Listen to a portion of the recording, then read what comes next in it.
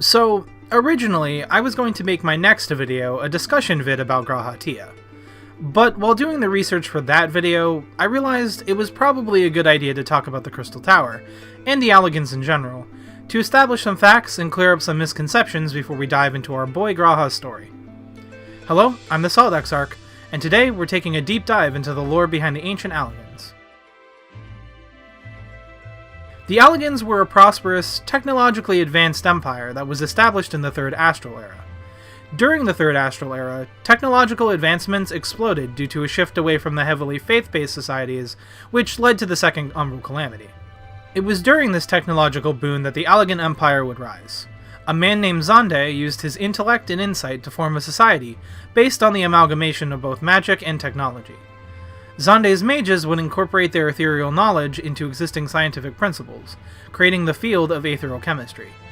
This would help the Allagan Empire rise to prominence and, much like the Garleans who would come after, start a war of conquest that would see them quickly subjugate much of their home continent.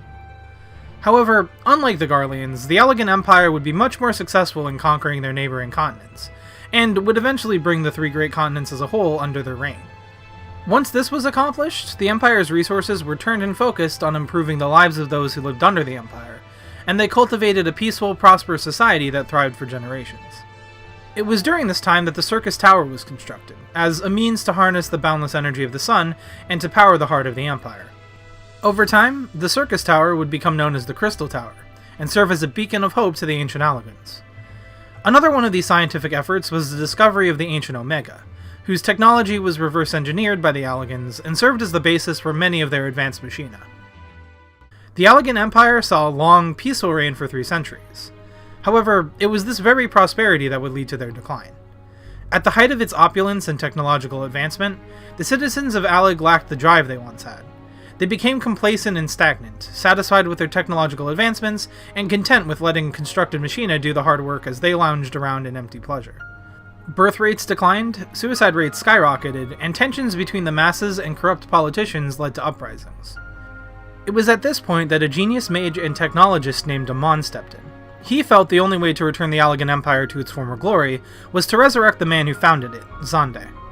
His efforts would turn the Crystal Tower into a dark laboratory, filled with his twisted experiments and reanimation attempts.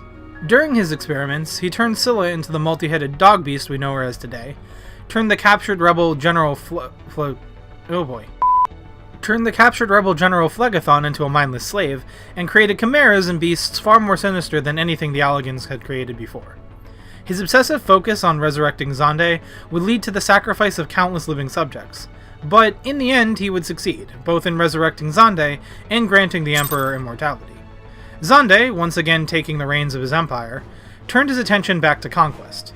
He set his sights on the continent of Eorzea and invaded, expecting to conquer it as easily as he had the 3 great continents. Unfortunately, he hadn't counted on one thing: the dragons. The dragons, including the real Bahamut and Tiamat, were able to hold off the Allagans and prolong their conquest of Eorzea. However, this setback was only temporary, and through creating even nastier and stronger chimeras and war beasts, the Allagans were able to fight back against the Eorzeian horde and even slay Bahamut. With the Eorzeians backed into a corner, they turned to summoning primals to fight back against the Allagans. Countless primals, including the Warring Triad, were summoned. These managed to successfully drive the Allagans back, as even once a primal was slayed, the Eorzeians would simply summon them again. It was at this point that the Allagan mages, with significant pressure from an angered Emperor Xande, found a way to imprison primals, and even harness its power for their own gain. Thinking their victory secure, the Allagans pressed further into Eorzea. Unfortunately for them, and also the realm as a whole, Tiamat, in her grief, consorted with the Ascians, who promised her the power to resurrect Bahamut as a primal. The result, however, was a twisted imitation, born of rage and anger, that devastated both Eorzea and the Allagans, and forced them into another stalemate. It was at this point that Emperor Xande formed his pact with the Cloud of Darkness and the Covenant with the Void. He would use the Allagans' cloning technology to provide countless sacrifices and vessels for the Void, and in return the Void Sent would help aid in the war with Eorzea. This allowed them to fight back against even the primal Bahamut. Moreover, Bahamut's strength continued to wane, as the abundant amounts of ether needed to sustain him were depleted. Eventually, Bahamut was captured and subdued by the Allagans, who placed neurolinks on him and turned him into another tool for their conquest. With the last obstacle under their control, Mercedia came under the Allagans' reign. Unfortunately, it was at this point that Emperor Xande began to lose his mind. Having developed an insatiable bloodlust for war and conquest, coupled with the crippling emptiness created by his memory of death, Xande was eventually driven to madness. He ordered Bahamut to be sealed within a metal sphere and launched into orbit around Hydaelyn, the planet.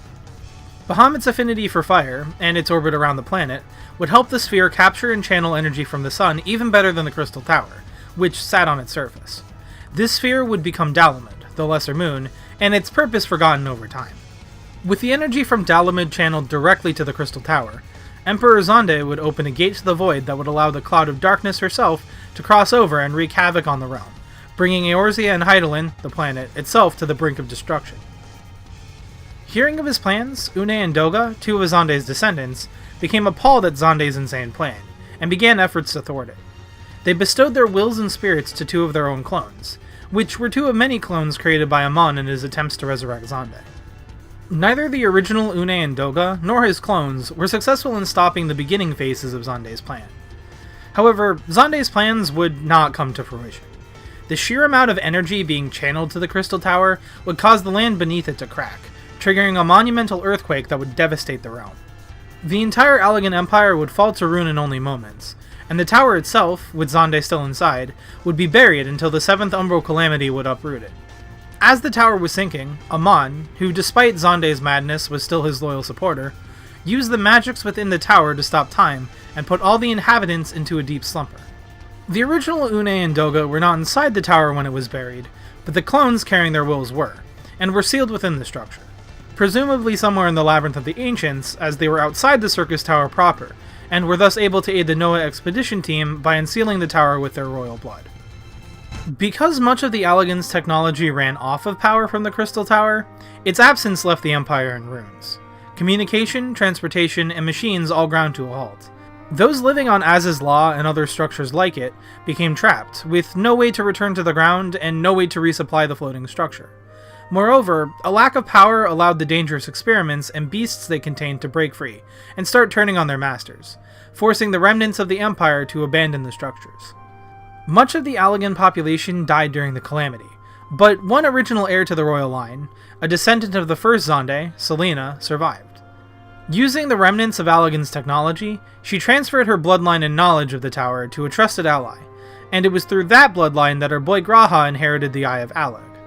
Une and Doga's clones would also later bestow Graha with their own blood, strengthening his connection to the Allagan bloodline and allowing him to control the tower.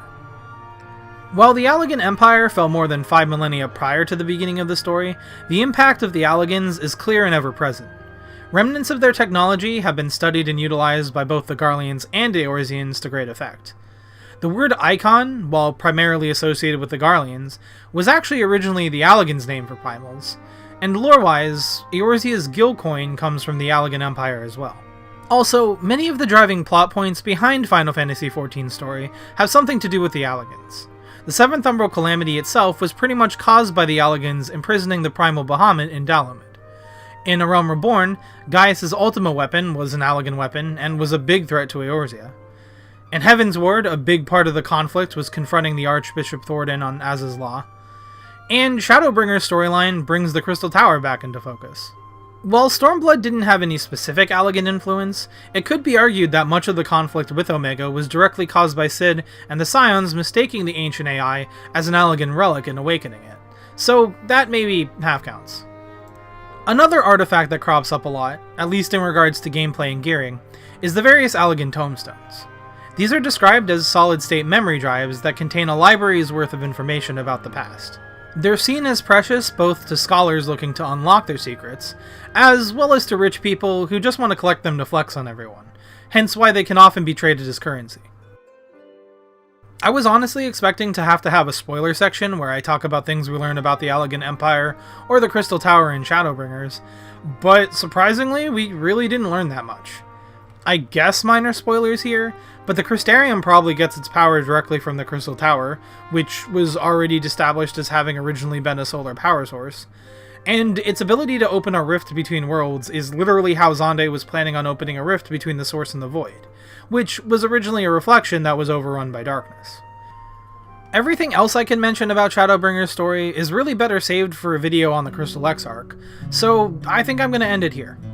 Before I go, I did have a couple of things I wanted to mention. The first is that a lot of the information in this video comes from the Encyclopedia Eorzea. Normally I don't mention my sources because most of the time it just comes straight from the game, but the Allagans lore isn't brought up extensively in the game, and a lot of this information does come from the aforementioned lore book. In addition, I wanted to apologize for this video being so late. The research for this video was a bit more extensive than I had originally planned, and I got sick, so that pushed my production schedule back. In between that and dealing with other real-life nonsense, I've been pretty swamped lately. Also, you might have noticed now that the outro music is just a little bit different. This is an acoustic cover of my usual outro BGM, Salt Swept, made by the amazing Justin Woods. I reached out to him, and he was generous enough to give me permission to use his cover in my videos, so I wanted to give him a shout out here. The link to his YouTube channel and the video of his cover are linked down below.